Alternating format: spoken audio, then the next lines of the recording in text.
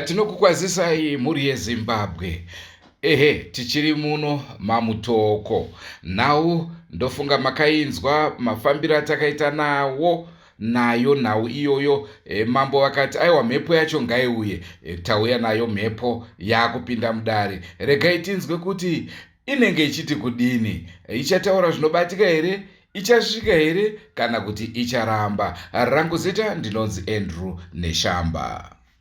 Sesiphendukile njalo muli yeZimbabwe, sesifikile lapha eDale, sesibizile umuntu ofikelwa yimoya yakhe ukuba ekhulume indaba yakhe. Asazi ukuthi umoya yena lo uzamfikela yini eDale enelise ukuthi ekhulume abantu bezwe lo chief ezwe, sibekwazi ukuthi bazayiphatha njani leyo ndaba. Yinko sesikumelele kathesi. Elami ibizo nguTreasury Sibanda. Triza, regedza timbonzwa ukuthi zviri kufamba seizora nasi. Sesimelele ukuthi sizwe indaba enzima sibili. Sithemba ukuthi lowo moya uzafika lapho eDale ukhulumo usho ofuna ukukhuluma. Sengwadzise tinokurudzira kusubscribe ku Drewmas Media. Drewmas Media, taking you to another level.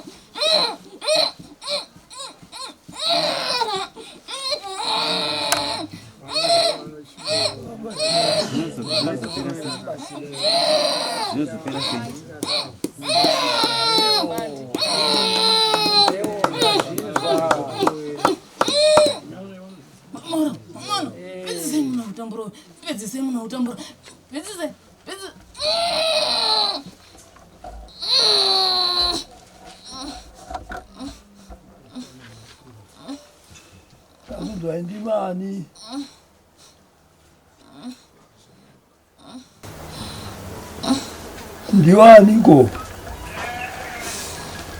Diwani.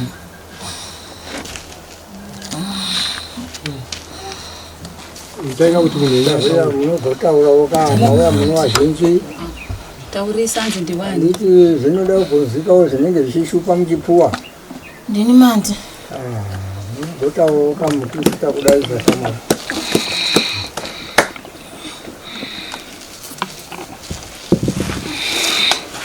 Chakaitika. Ndetuka manje. Ndetuka manje. Mandi mandani. Ipapo. Base kudaira ibe. Keningokudzi padiki. Nokuti mbuya wangu wakuramba. Nini ndandira usikiwa Mutoko. Tokusenda. Nondiziva vanondiziva. Chishanda Mutoko. nemukomana wangu andadanana naye ndobva ndaona uyu mukomana kwamarangiwa kuti ndokuda ndikamutsanangurira kuti ndokuchengeta ndiitire zvese ndikati wo alright ndikatomuudza zvese kuti ndina mbuya wangu nasekuru wangu bereka handina saka ndakaya kutsvagira basa kuno akati alright nditengera hembe akaita sei zvese tichiwirirana asi nichakandinetsa b akazonditi hande tinombofara uko tikaenda kwatakafarira kugomo mapere pairi yanga tiri tikiziva panga pane muti vandakazokwanisa kukochekera tichifara b akatangarara nene gomo imomo tichiita zvataita tichifara zvakaninetsa pano vakomana vakasvika ipapo ndikati ona ndikafunduka avadaiwa ndikati aiwa munhu wangu ari kuziva zvaari kuita zvikazondinetsa varume wasvika akavharatidza kundidai ndikamuti une shuwa b ende wakaoma ndikamuti ndikamusvipira b timu rake rikaita basa rikandiuraya rakandikanda bako ndanga ndichida kuti raidzai makandira akandiita akandikanda mubako b ndikati alright akanaka mbuya wangu wakatanga kunditsvaga kuti ndiri kupi svika wandiwana wakati handina chandinokupa handina kana pfumura ndinokupa kana chii chandinokupa iwe wedzokera kudzinza rakakuuraya ndikati alright ndikadzoka kune mukuru wemazuva echechi yavo kuti ndozvandakaitwa ndikatenderwa kupinda mukati memusha wandaida wanga une matende ndikasvika pamoto wavo ndikamubaka moto weblue wanoisa wakatiza pamba pandakasvika ipapo wakapinda mumatende ndabva ndapinda pane mwanasikana anonzi chiratidzo akakarara ndikati imi kasikai kundibvisa ipapo ndibvise henyu munoparara sachitsidzo yakazviona asi nokuda kwekuti sachitsidzo uye aidzimaitidziwa akavharwa nemari achidya mari sachitsidzo iye akataura kuti apa pane ngozi apa mukomana shuwa akauraya kuti anatsomira pachokwadi kuti iwe mukomana zvekuti haana kukwanisa kuzvisvitsa basa chidzidzo ino kuti aipiwa mari ndikati aiwa isi problem hondo dzangu nicharwisa ndega musikana ndamugara akauya kunoka achikarara achiita sei mukomana vaona kuti apa pashata vapengesa mwanasikana anga ndakagara iye amupengesa mwanasikana uyu aiti paanenge amunzwira tsitsi oda kumusunungura patanga ukarara futi vachimupengesa akati agenimbomusiyai akadaro asi ndakati ngenditsvage zvimwe futi kuti ndichimuurai mwana uyu anherera andiurai ndouraya vana naamai varipo ndobva ndaenda kumwanasikana uyu anga akaroorwa kudzasuku ndakapinda ndine shungu chainditadzisa kuti ndinatsokarara ndaiona chitete chake ichi chandaiona ichidhunda ichi aiwa nemasikireti aona b saka chaindivharidzira ndikati arege ndichisiye chibude ndizoteera mumashure ndikateera mumashure svika chitete ichi chasuruka chadzingiwa muzvidzidzo zvese kunzi muri kudei pane mwana nze ndoda kuti aite urere mubhawa ndikati ndiripo svika ndachidzingawo pandachipindawo inini unga ndapinda pane mwana uyu ndakakarara zvine simba mwana haana kukwanisa kutaura ndakabva ndamudonhedza nokuti handine simba rakakwana vati zi asi chandikuziva kuti ndakaona muprofiti chimwe chidzidzo futi akapinda mumoto kugara. Vandaona kuti ya uyu munhu ane simba rinenge rangu uyu. Akagara mumoto netsvimbo yake sachidzidzo iye.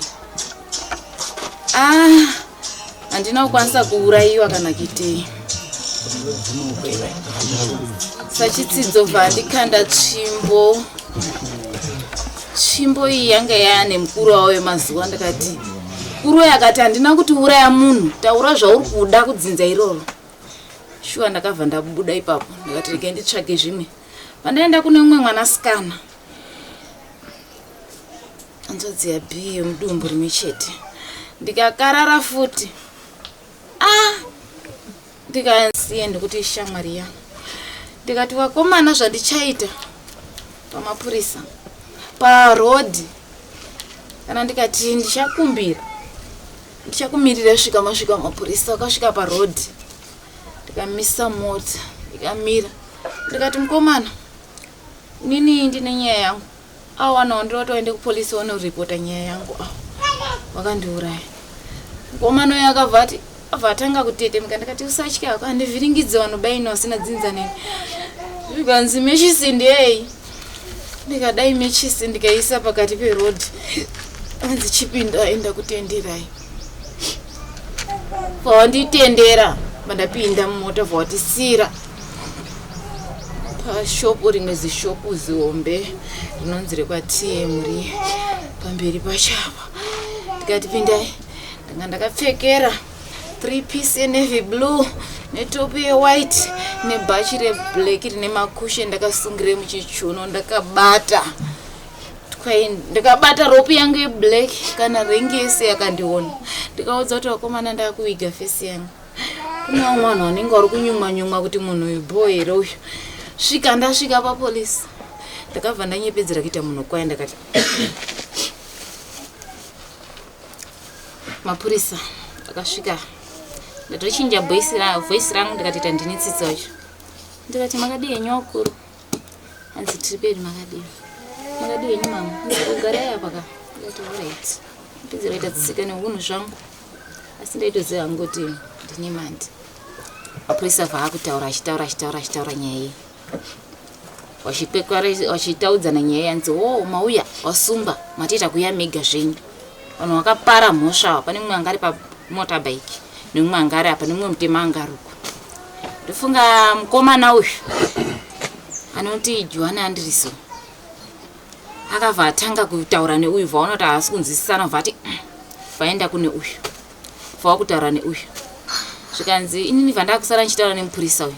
Saka ndaiona kuti mupurisa uyu mubvunzo yaari kundipa inini hatisi pamwe chete. Kuti ndiye hake ipapo ndaona kuti gendizvidzikamisa. Ndikati nhai mupurisa, inini ndapara mhosva. Hanzi nemupurisa uyu imimi mukapara mhosva neuyu apariwa mhosva. Imimi kana muchiziva kuti nyaya inokudya mungatomhanye kuya kwandiri inini kuti nyaya yenyu ipere. Ndimi mungatondipe pashoma kudai nyaya yopera.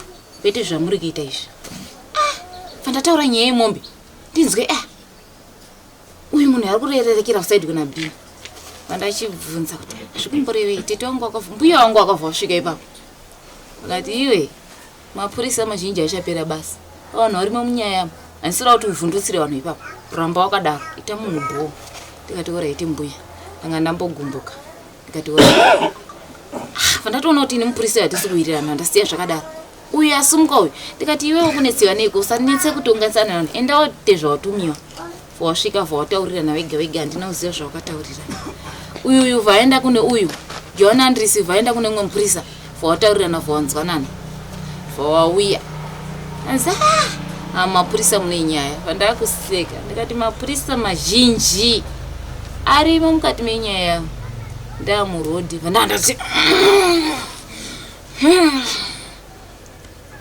ndikati wemasawa muchapera. Ende muchapera. Mazvaona here kuti mapurisa mazhinji arimo mukati menyaya yangu. Inyaya yekuti hamuna mari. Kana ndane nyanga yangu chaiyo kana mahure, kana uri muko wake emahure yake wekuti anoita simba kumahure mukati mewakadzi wake mumba asina simba. Yangu mari yese mahure ndinoida. Ende yangu ndinoida mari yangu apa eropa rangu ndinoida. Mazviona zvandaona. Vakomana vakabva vatanga kuona kuti kumapurisa kuzhinji akatsika kuzhinji kwese. Mapurisa mazhinji akamadzungaidza. Mutoko umu anongoti B. Ndizvo here nyika yacho kuti munopera kutengwa na B musingamirire nyaya dziri kuitika. B mukorudziwo kuti unomitisa uchipa mimba kuti uvharidziwe nemari. Inini ndakutadza kusumudzirwa nyaya yangu nekuti iwe une mari dzavanhu vese havo kutsvaira chirudzi uri kudzitsvairirei kuti waone kuti wandisumudzire nyaya. Ndikati haisi problem, ndamirira kumashure kwenyu. Tikaenda pamaprofita apa. Maprofita aya akaita zvaakaita, kanzitaura. Ndikati aiyo, tisati tasvika pamaprofita apa ono akaita noise awo. B akatuka asi mapurisa angaive nesimba rokurwisa awo. Uyu B wangosina simba rokumubatawo zvaaitaura pamberi pewakuru wake. Pane kamwana kamukomana kakandinongedzera kudai. Ini ndakabva ndaziva kuti zvikureva kuti fuck you. Akati wo mwana iwewe, ndakakanganisei kuya mudzinza renyu nchiratidzira zvamakandiita. Ko ndakutuka here unondiudza kuti fuck you inini? Moshe yangu ndei? Akaramba akandidai. Ndikati ndinewe mazviurayira upenyu hwako. Ndina kuya koparadza vanhu asi ndauya kunozorodziwawo, asi unondiudza kuti fuck you mwana iwewe. Ndikati nhasi uno wagara upenyu hwakanaka nemari yangu. Kamukomana kekuruzevha kauya nhasi uno kumusha kavillage 30 boy cheche inondiudza kudaro. Ndikati ndinewe zvikanganisira upenyu hwako, usapinde munyaya dzisiri dzako nokuti hauna kuuraya, nokuti ukutodzimaitidziwa kuti musandiona. Vanhu vakanditakura vakandiendesa kwavandiendesawo. Ndofunga muprofita aita zvese zvaaita, ndakatozviona kuti apa akudzimaitidziwa. Akati vanhu vese ndiri kunzwa mukungoti B ari kupi? B wacho ari kupi? Wakataura zvawakataura. Ndikati nzi ichi chikwambo ichi. Vanati ingozi. Ndikati good takuwirirana. Pakuti chikwambo apa ndakaramba. Ndakati handisi chikwambo, ndiri ngozi inini. Mukati ngozi tinowirirana. Ati kwanonzi Ngwara yaripi akafa, kwanonzi Kiribeti akafa, akada kutaura sikuda izvozvo bai. Taura akasi izvozvo nini ndanyarara sikuda izvozvo. Akatanga kuti ndiwo zvandiri kuda. Ndikati ninyarare, ndikabva ndaita shungu dzangu. Ndikati zvangu. Ndikati ndizvo, ndikandatanga kushora muprofita neshungu. Ndikashora. Akazoti mweya mutsvenepo akauya, vanhu vese wanyanduka. Ndikati kana nemadhimoni ndinomutsa inini. Ndikaona madhimoni mazhinji achisumuka nevanoprofita vazhinji vachisumuka vachiita mweya. Madhimoni asati akarara kuti adonhe. Akabva ati ndadzipaitidziwa inini, ndadzipaitidziwa. Mukomana anonzi B ushu akauraya girlfriend inonzi Mandi. Ndakafara ndikachema. Ndikaita kuti good hanzi boyfriend iroro ritorimo mubako. Ndozvipedza izvi, ndirimo pakumumiririra. Ndikati dai waratidzira kuti vanhu vaziva kuti handipenge bainini, nekuti vamwe vari kutoti dai tamuendesa kwadhokota anokuti pfungwa dzake hadzisi right. Ndikati ko mukanditoresa kune manesi atengwa na B handisi kuda beni. Ndiri kuziva zvandiriita. Kana nyangwe mukada kundiendesa kujeri ndichangobuda ndinongodai musara yenyu muchisunga munhu asina mhosva. Inini ndodzokera mukati memushonga nekuti mbuya wangu wakanditi ndirimo, ndina chombo chandakakupa, nekuti kuna B ndakatosvika kare. Dai asina kundidaira B pandakasvika ndichiti SB, dai asina kudaira zvese izvozvo, manje akandidaira ndomapindira ndakaita kuna B. Asi B handisida kutaura iwe. B ndoda kuti ndichaenda naye kunoripiwa. B ndoda kuenda naye kumusha kwedu. Handina chandati ndachaja. Handichaje nekuti ndiri mwana mudiki. Mbuya wangu wakati kana ng'anga yauya chanondiona pandiri, madzimambo ondiona pandiri. Musanditore. Musandise kumochambira. Musandiendese kunonzi kumochari. Muchauya mukati memusha wangu motanga manditurira. Ndichambokurambai. Asi muchatondiona inini mandi nchifamba paruko zvonzi uyo mandi uyo ana kufaba uyo achakurambai. Asi ndichazoona hangu kuti musha unoona wadiki. Ndozodzodza zvangu pfungwa ndopinda mukati memwana wenyu chambomusiya ari ega utadza kuziva kuti asvika sei papa kuvanhu vese nzvimbo iyo asvika sei. Ndozowatambira. Mbuya wangu ndo zvachakuchaja ndizvozvo. Handina chokutaura. Tazvizwa.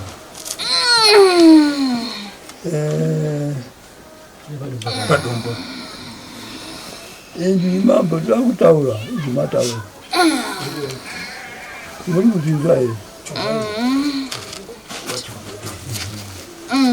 Ndapano chokwadi chomabudza kuti makabatira inini musango mukauraya. Muri kupaziva here ipo makaurayiwa? Ndiri kupaziva. Kati kasimuka manje manjana tinosvika here? Handisimuke. Ari kunditsitsa mukomana. Handisimuke. Mukomana ari kunditsitsa. Mukomana ari kunditsitsa. Handisimuke ndisina ng'anga muda kuti ndiuraise mwana. Handisimuke. Handisimuke. Ngati ndisaka ndinofambidzana neng'anga. Pandadzima itidziwa ichindivhura. Handisimuke.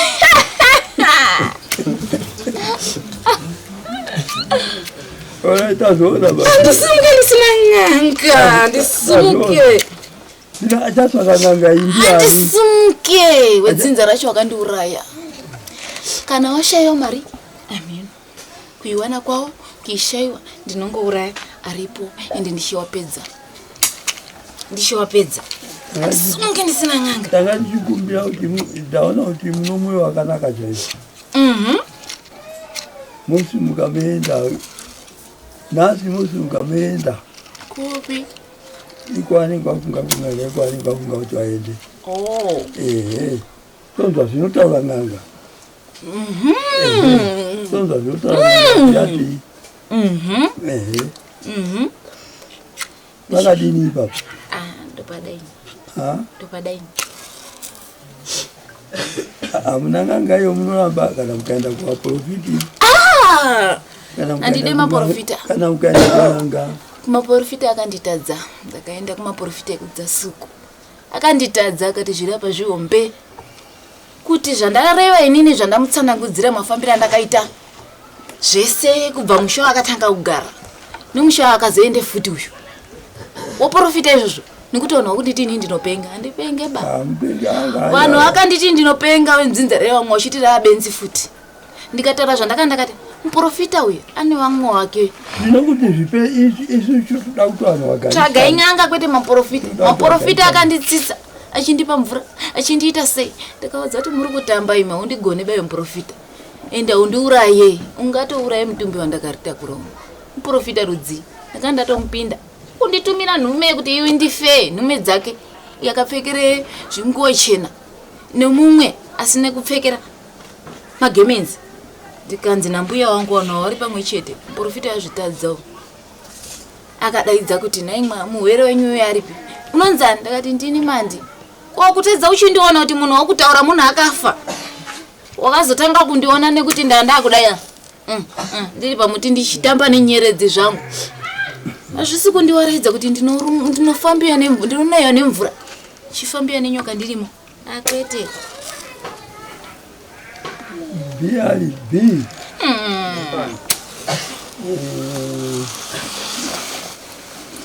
Gaya hii pakambuka. Hata kupapana umapikisana ya kutaura nini. Kana mawirirana itinganga wakanjira. Mtoba para takura pai. Zviitika mofamba parano. Chowadi. Kuti ari kutaura izvo vakamuita. Ndikuzvinzwa. Tinoda kuti iye ati chimtanga unonzi mandani. Uda undifia. Ndati anditaure. Mutuku wangu anditaure. Ndinofambidzana neng'anga. Asati Zvese izvozvo mirai inzwai masawa. Handiti kubvunza tanoti mandani. Pane zvakaitiwa newe uri kupikisana nazvo here? Hapana chandinoziva changamira kana chiwani. Urikuti kana achiti ndindakamuraya pachita chiwani chakadai so angaite chinhu chokuratidza vanhu wese kuti shuwa ndindakamuraya muchiona. handina kubikwa. Mbuya wangu hapo ndosaka ndaratidzira vanhu vese zvese zvandakaita. Handina chimwe chandigona kukuitira shamwari. Ndikudze zvokuita kuti andiuraya. Handiti iwe wakabikwa. Handiti wakabikwa kana kuti alright ndotora mwana ndouraya ipapa ndoita chiratidzo. Handitika ngauye mukomana akandiudza kuti fuck you ndimuuraye kana kuita sei ndinogona kuita. Mazvinza ngauye mwana wane wemasawa ndiuraye muchiona. Ndinozvitambira ende ndichizvitambira handiti kuda kuita chiratidzo. Uraye nini?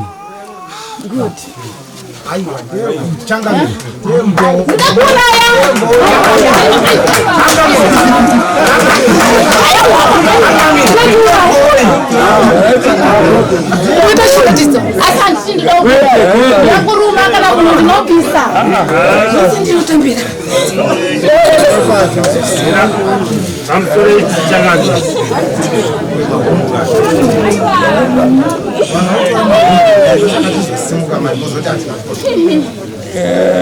mwana nawe yakadari inoti nawe isinaa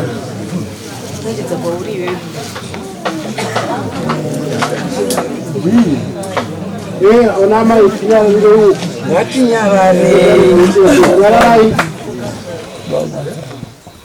Kana kidari ndiratidzira pana tete. abagari kuvira pi vajavari mambo mupinda pano vari kupi asina bake chaya ndio baba kidora baba lo wanafunga hiyo ndio padhuze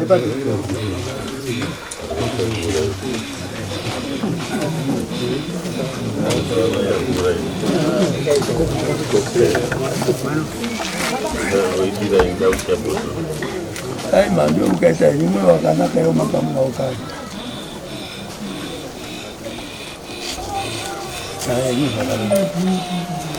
izvaimasa mbona ukada sadari inyongo yapinda mumusha vamba imuoni zvii kuti zviri papanani zviri panani tozvera kuti mugariki nekuti munoziva kuti ukaona apo unganzvauswa apo unganzvauswa ukaona panenge pachimbumuka uti unoti panei zvinoona pari kufufuka moto patiri pagadhi vapanza iyo zvivese wani pano wabvumirana kuti ndiyakaona chi uyo anofanira kuchenesa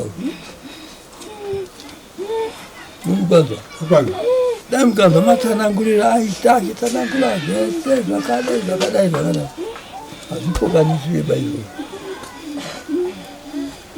ari kupaisa kuti endai kun'anga chaiyeyo n'anga ndiye ndotondikona kuti zvinhu zvenyu zvifambe zvakaita sei makabatana kuramba mukati kwaito zvabhiega hazvii zvabhiega bai dai mukaona nhau ihuri yayo dzinza dzinza batana imeende kun'anga mozoyamonyepa kuti afamba zvakati iye kana akauraya nabhi anosisi kwaadura munhu bai upanza ivotaura kana dai bhi akati ndoda chiratidzo dzimba dzakatsva chiratidzo chakati mbani mumwe akapiswa dzimba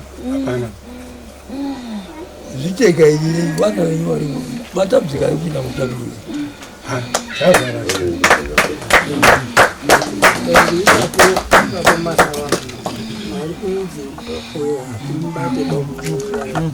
Vanyandimu vanyandimu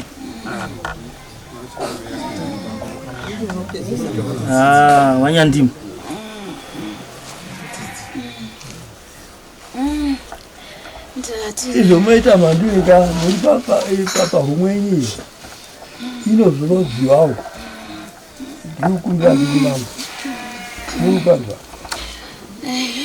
mozoza humwenyi moona kuti vari kuzvifambisa sei ivava kuti humwenyi igarawo zvakaita sei kana vita kugutsikana unenge asiri kugutsikana ndezvikande mabaki mukandira akanditira mbango vachagutsikana izvo tataura kana vatadza kugutsikana inenge muchizvoonawo asi tikukumbirawo pahomwe kuti muipa kuti one kudya igarawo zvakanaka ndichiona kuti kudya kwacho iwori kudya chikafu inini ndiri kuramba ndichitenderera ramba ndichitenderera reni ndinotanyepa kuna bamba kuti zvigadziwa asi kugadzira tokukasika ndikuona vana vacho vaudaidzira hatina mari saka ndikuti rega nditi hangu zvandinoda kana afa moya kangu mamba anotonga inini uri mwana wangu iwoitongana nawo vana vangu muri vana vangu mese toda kuti wagadzirise zvawakakunyangadzira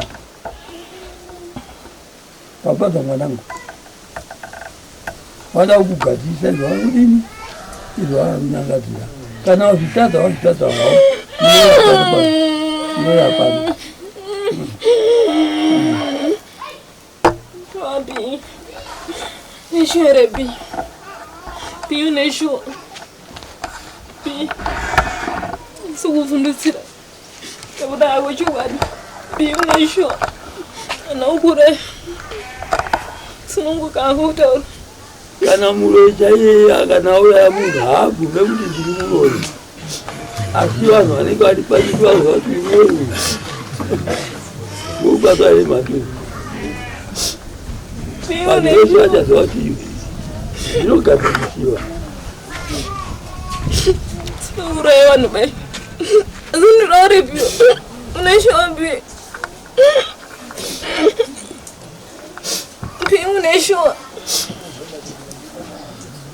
pi onzwisise kuti nditore hangu mari yangu saari mupenya ndisida kuraya ndinotora yangu dzokere pane yako handisida kuraya vanhu bai asi ndisorodziwo aiwa isi problem wakauraya nawo zvombo zvangu ndichavigira nawo muguva rawo iwe asina kuraya tati ndinoda kutora pfuma yangu neshowa asi kuda ndakuraya ndakatori bi unotora musoro wangu bi uri pai bi waita zvakanaka waita zvakanaka mandi chindiudza musoro wacho ndakauisa pai bi ausuzvizati musoro wangu ndokukupa mari bi ausuzvisiwa ndapanzwa ndapanzwa zvimwe ekakukuza ngozvikuranda mwari wakukomborera nemoyo wako tekaira aimuona kuti zvikubva panani kwete kunaenda katichiita wazonangidzira wega ega kuti ndiyozva ndechindozva ndioneke kuti murume wega here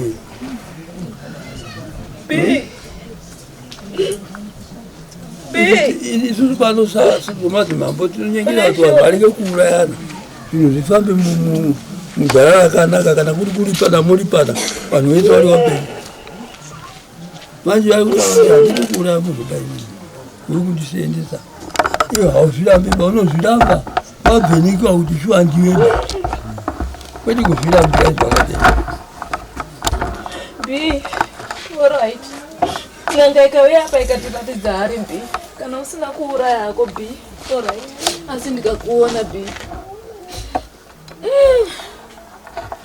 bi festiboni yako ndinoba inofa zvayo wakadzi wako wese anofiwa newana wani mapurisa ako uri kutenga ese basa richapera tete wako anofa zvavo uyu mwana zvakakwana tazvinzwa tohwira zvomangwana rekai vanhu vatekairi rekai haiwaona zvakaita zvinhu zvichiita zviye zviye unonzwisisa iwe ndokuziva chiita zviye vanhu vafamba rega kuita zvokugara pasi zvofamba zvakanaka wamheziwa chii chiri kumberi toda kuti ndichifambire chirega ishotona chokwadi anenge anomhosva munoya pano ambotaura kumanga muchipera ikwe inoyakoperera pano isununguka rega uramboitaura zvakawanda isununguka uzorodze mwana homwe ndichiita zvakanaka iwo ndiwo mhosva yaanayo mhosva waitakura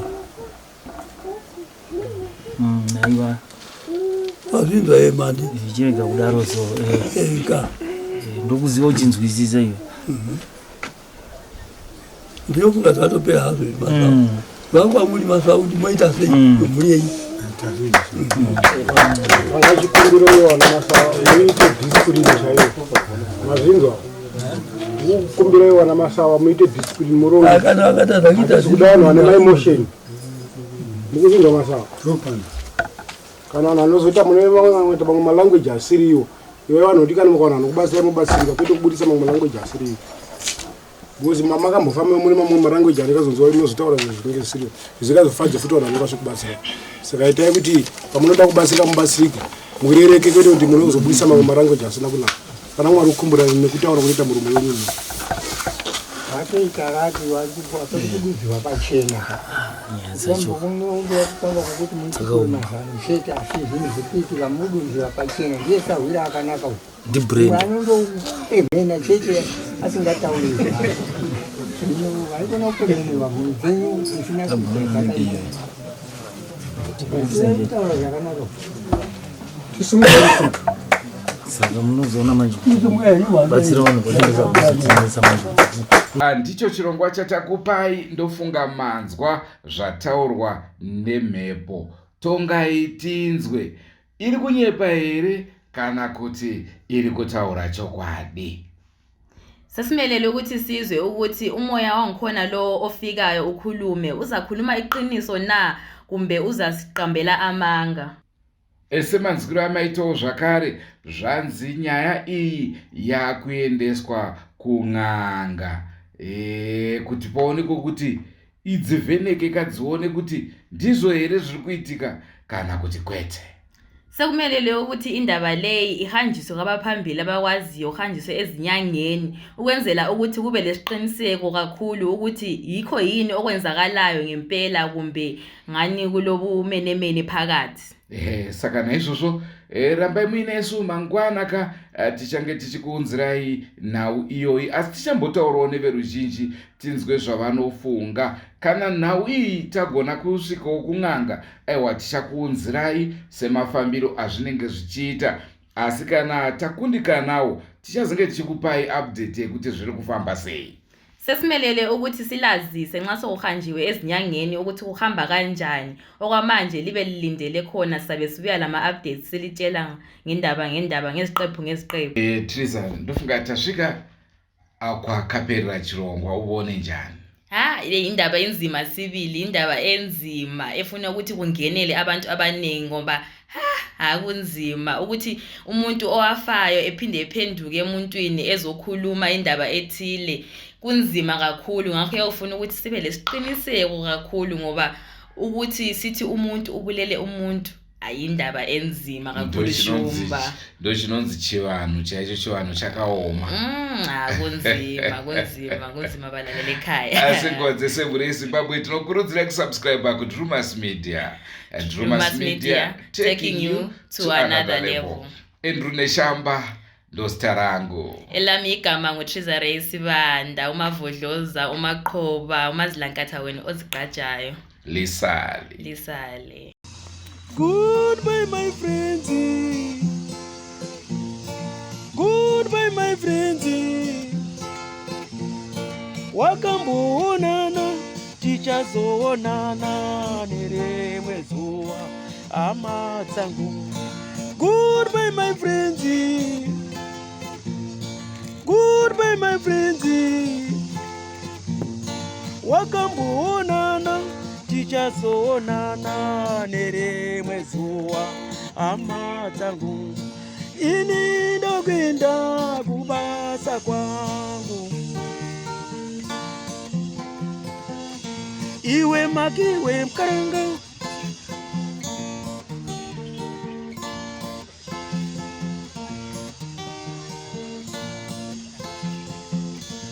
Iwe makiwe mkaranga, iwe makiwe mkaranga.